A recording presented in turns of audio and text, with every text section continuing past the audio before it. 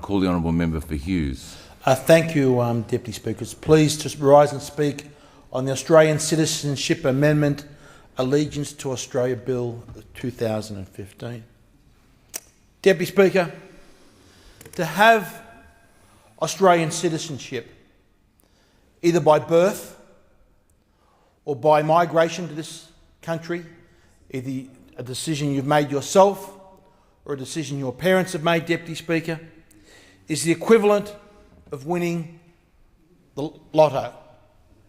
Deputy Speaker, we can never take for granted the enormous and wonderful opportunities that are given to everyone that has Australian citizenship.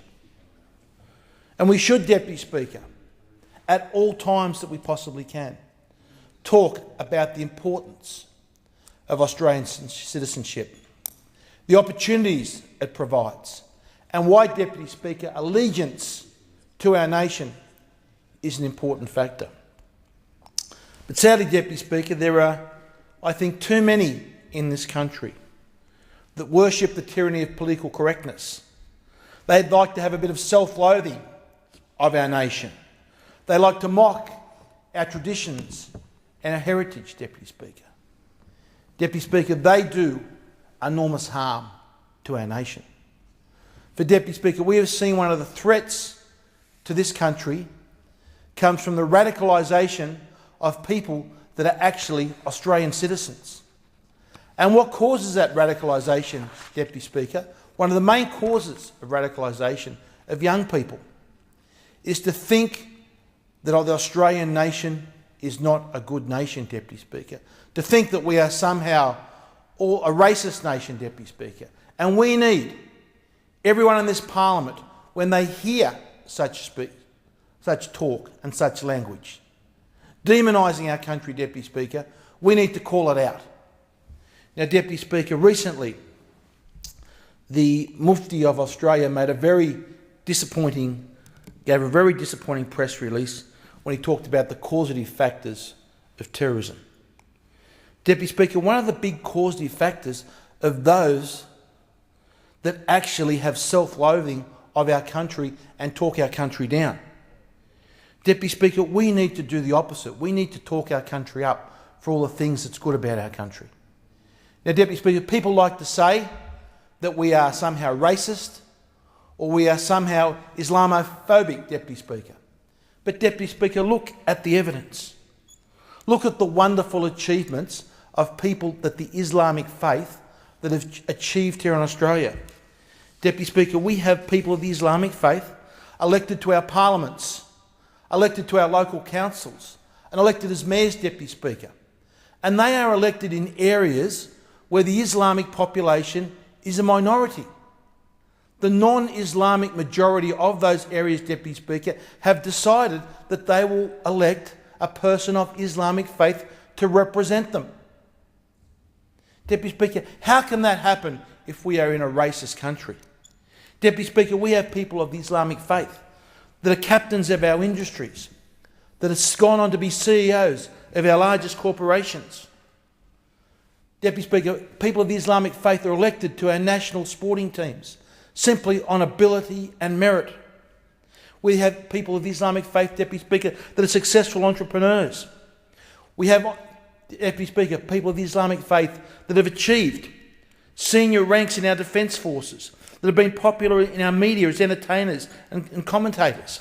We've even had people of the Islamic faith, Deputy Speaker, that have won beauty pageants. So we can't have all those things being achieved in our nation, Deputy Speaker, if at the same time people see we are racist and we're Islamophobic. So we need to call those things out and we need to say the things that are happening in our nation. Deputy Speaker, we also need to call out where people attack our defence forces. Deputy Speaker, our defence forces have never and should never be described as being involved in, quote, foreign military interventions. Deputy Speaker, our ADF personnel currently in Iraq, they are there at the request of the legitimate Iraqi government. And Deputy Speaker, they are not there for territory or conquest. Deputy Speaker, they are there risking their lives to protect innocent civilians from beheadings and rapes. Deputy Speaker, we should talk up the wonderful contributions of our Defence Force and how they actually risk their lives to spread peace and democracy in other parts of the world. Deputy Speaker, it's the same in this Parliament. When we introduce anti-terror legislation, we don't do so as a distraction from budgetary issues, Deputy Speaker. We do that because on the best advice and the best intelligence that we have from our security and our police forces, Deputy Speaker, they say that is needed. And Deputy Speaker, when our police conduct anti-terror raids, Deputy Speaker, this is not some conspiracy to single out people of the Islamic community, Deputy Speaker. Our police conduct those anti-terror raids, Deputy Speaker, because again on the intelligence that's been made to keep all Australians safe, irrespective of what religion they come from. That's why our police engage in this, Deputy Speaker. And Deputy Speaker, where we see poverty and backwardness in the Middle East, it's not because of Western oppression, Deputy Speaker. It's because these countries for decades have lacked free market policies, they've been governed by despotic rulers, and they've had corruption and cronyism throughout their economy, Deputy Speaker. That is why these nations are backwards and haven't enjoyed the prosperity that many nations in the West have, Deputy Speaker. Now, Deputy Speaker, if we're also talking about the importance of allegiance to Australia, we should set out what that actually means. And we should hold up the values that we say we want citizens to have and to hold in this country, Deputy Speaker. And I'd like to go through a few of them. Firstly, Deputy Speaker, all citizens, Deputy Speaker, should have respect for our traditions, our heritage and our democracy. We should have due respect for our national anthems. So we should say that it is not acceptable for any group, for any circumstances, to walk out on any event when the national anthem is being played. Deputy Speaker, we should also say that you should have due respect for Anzac Day. And all institutions in this country should respect and commemorate Anzac Day. Deputy Speaker, we should stand up and we should say that part of our Australian values is that women in this country have equal rights, that girls have rights to education, to go on to whatever career that they want to do, that they are free to choose whoever they wish to marry, Deputy Speaker. And Deputy Speaker, we should say that the practice of female genital mutilation, Deputy Speaker, is a medieval, barbaric practice that is against the law of this nation, and that those that engage in that practice, Deputy Speaker, or aid and abet it, will end up behind bars for a long, long time. Deputy Speaker, we should stand up and say the values of this country are about free speech, and that, Deputy Speaker, one of the rights you don't have in this country is to demand obliteration of things that cause offence. Deputy Speaker, being offended is one of the small things, the small disadvantages you have to have all these rights in this country. And Deputy Speaker, it's also about what the values of this country are, is freedom of religion. And freedom of religion includes the right to renounce your religion, or to change your religion, or to criticise your religion, Deputy Speaker. It's also, Deputy Speaker, a commitment to speak the English language. Deputy Speaker, if we want to have a successful, inclusive, multicultural society, it's important people, when they go out in the shops or the streets or the clubs or the bars or the restaurants, that they can communicate with each other. And Deputy Speaker, that is why we should have a commitment to the English language. Deputy Speaker, because you simply can't integrate into our society properly unless you can speak the English language. Deputy Speaker, these are the things and the values that we need to stand up and be proud and say these are the values of our nation. And if you are going to come, Deputy Speaker, and if you want to come and call yourself an Australian citizen, these are the values that you should hold for first and foremost. Now, Deputy Speaker, to the legislation. Where we have dual citizens in this country that do not have allegiance to our nation first and foremost, Deputy Speaker, it is absolutely correct that we take away that very valuable gift of Australian citizenship, Deputy Speaker. And this legislation does it under three circumstances. The first, Deputy Speaker, is conduct by renunciation.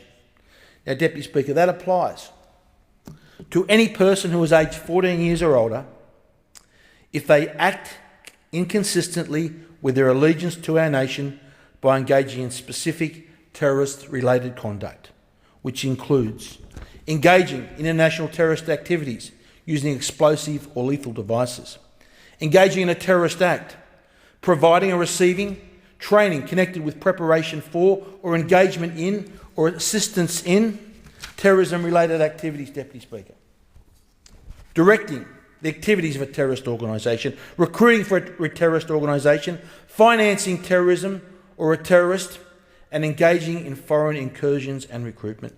Deputy Speaker, anyone that engages in those activities that as a dual citizen does not deserve the rights and privileges that come with Australian citizenship.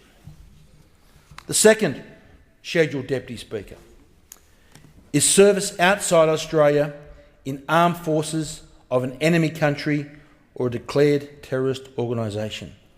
Deputy Speaker, if you want to go and serve overseas and take up arms against Australian Defence Force personnel, Deputy Speaker, you do not deserve the right to have Australian citizenship. And this bill, Deputy Speaker, correctly strips that right from people with dual citizenship. The third provision, Deputy Speaker, is conviction for terrorism-related offences and other certain terrorism offences. Deputy Speaker, if you are engaged in terrorist activity, the likes that we have seen, Deputy Speaker, recently overseas, the beheading and murder of innocent civilians that are doing nothing more, Deputy Speaker, than watching a football match or going to a rock concert or enjoying dinner out with family and friends, Deputy Speaker, you do not deserve the rights and the privileges that come with being a citizen of Australia. Deputy Speaker, I commend all the other speakers that have spoken on this importance of this bill. We need every single one of us in this parliament, Deputy Speaker, irrespective of what side of the House that we sit on. We need to call out those that try and demonise our Australian values. We need to stand up and say those Australian values, Deputy Speaker, are the things that have made us the successful and prosperous nation. And we need to work to continue to protect them, Deputy Speaker. Deputy Speaker, I congratulate the Minister for his work on this bill, the parliamentary committee that have analysed it and made a few minor changes, Deputy Speaker. And I also congratulate the opposition for coming on board and supporting this bill. Deputy Speaker, I commend this bill to the House. I thank the member for Hughes.